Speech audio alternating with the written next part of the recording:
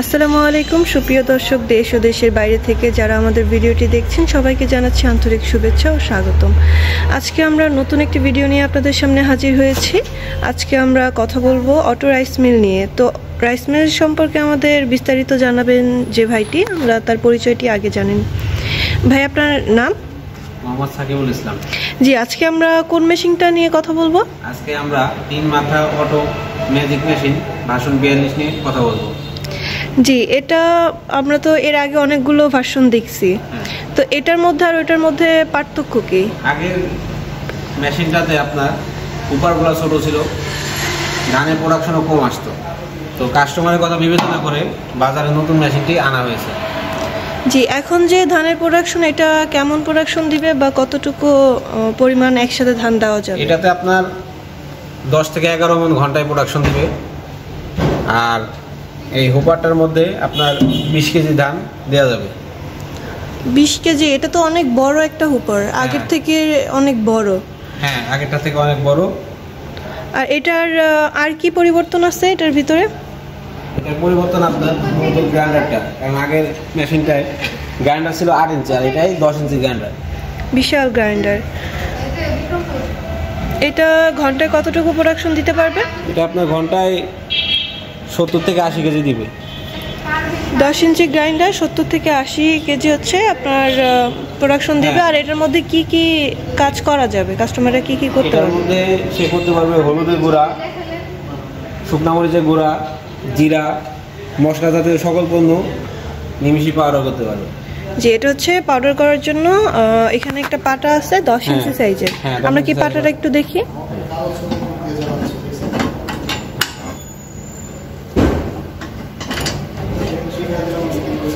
এই পাটাটা দেখতে পাচ্ছেন অনেক মোটা এবং অনেক বড়। জি, আগেরগুলোর পাটার থেকে এটা বিশাল একটা পাটা এবং প্রোডাকশনও বেশি দিবে, টেকসইও বেশি, মজবুত অনেক।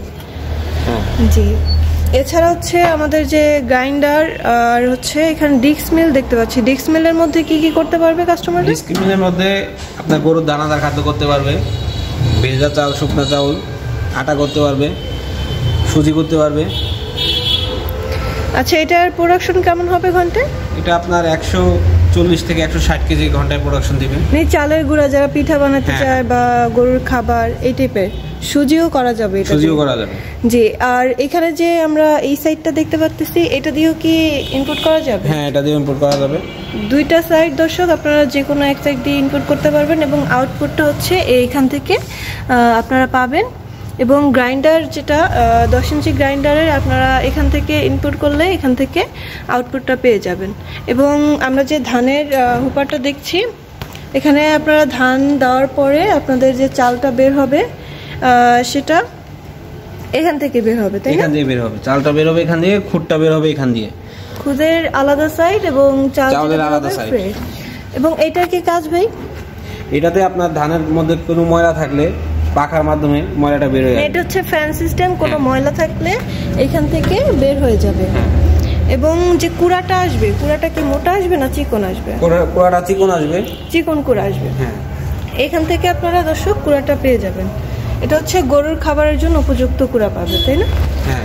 আর এটা বেল কি আপনারা 2টা দিতেছেন নাকি 3টা দিতেছেন? বেল থাকবে 3টা, 3টা হুপার, 3টা বেল। 3টার জন্য আলাদা আলাদা বেল থাকবে। এবং মোটর হচ্ছে কি রকমের দিচ্ছেন? মোটর কাস্টমারের চাহিদা অনুযায়ী দেওয়া হয়ে থাকে। মোটর যে থেকে 7.5 গড়া পর্যন্ত, মানে কাস্টমার যে মোটর নিতে চাবে আপনারা ওই চাহিদা অনুযায়ী দিতে পারেন। জি, অসংখ্য ধন্যবাদ। এবং আপনাদের এটা হচ্ছে বড় যে মেশিনটা রাইস মিলের, এটা হচ্ছে বড় মেশিন। এবং এই সাইডে যে দেখতে পাচ্ছি এটা হচ্ছে কি ছোটটা, তাই না? হ্যাঁ, এটা অনেক ছোট, এটা আগের ভার্সন 32। দর্শক, আপনাদের যাদের বাজেট কম কিন্তু আপনারা রাইস মিল বা ছোটোখাটো আকারে বিজনেস শুরু করতে চান, তারা হচ্ছে এই রাইস মিলটা দিয়ে শুরু করতে পারেন। কম বাজেটের কথা চিন্তা করেই এই মেশিনটা বাজারে আনা হয়েছে। এটা ওইটার থেকে অনেক ছোট। এটার মেজারমেন্ট করে একটু দেখাবেন?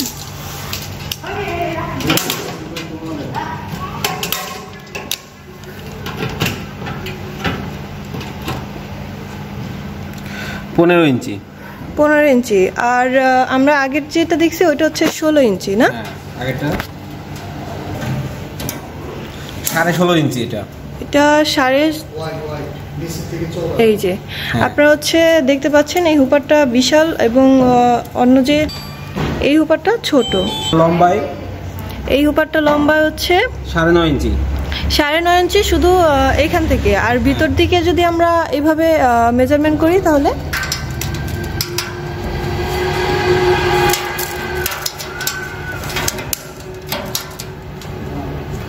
15 ইঞ্চি। 15 ইঞ্চি, তার মানে বিশাল একটা হুপার।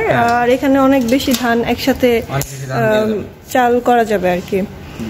এটার দর্শক আপনাদের যাদের একটু বাজেট ভালো তারা আপনারা এই মেশিনটা নিতে পারেন, এবং যারা একটু অল্পের মধ্যে চাচ্ছেন যে না আমার বাজেট কম তারা ছোট মেশিনটা নিতে পারেন।